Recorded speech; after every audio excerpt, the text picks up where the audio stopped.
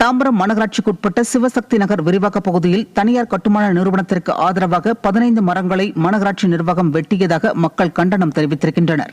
சுமார் 15 ஆண்டுகள் பழமையான இந்த மரங்கள் அப்பகுதியில் நிழல் தந்ததோடு இயற்கையான சூழலையும் அளித்து வந்துள்ளது.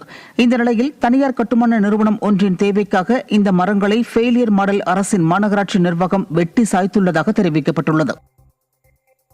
எனக்கு ரொம்ப மனசு இது வேதனையா இருக்கு. என் கணவர் வச்சுட்டு போன, அதுவும் இல்லாத இங்க இருக்கிற ரொம்ப நிழல் காத்து ரொம்ப கொடுத்தது, நல்லா இருந்தது, மரம் இருந்தது. இப்போ ஒரு காத்து இல்லாத எப்படி இருப்போம் நாங்க? இங்க வாசல்ல மரம் இருந்ததுதான் எல்லாருக்குமே நிழலா இருந்தது. ரோடு ஃபுல்லாவே நல்லா இருந்தது. இவ்வளவு மழை பெஞ்சது, செவுரு எல்லாம் விழுந்தது சார். காத்து வந்து மழை தண்ணி வந்தது. ஒரு நாள் ஒரு காவால வந்து எதுவுமே எடுத்ததில்ல. எங்க கணவர் இருக்கும்போது அவர் தான் காவா இறங்கி சுத்தம் பண்ணியிருக்காரு. எத்தனையோ முறை சுத்தம் பண்ணியிருக்காரு. அவர் கவுன்சிலர் ஒரு நாள் வந்தது இல்ல சார் இங்க. சேலம் மாவட்டம் மேட்டூர் அருகே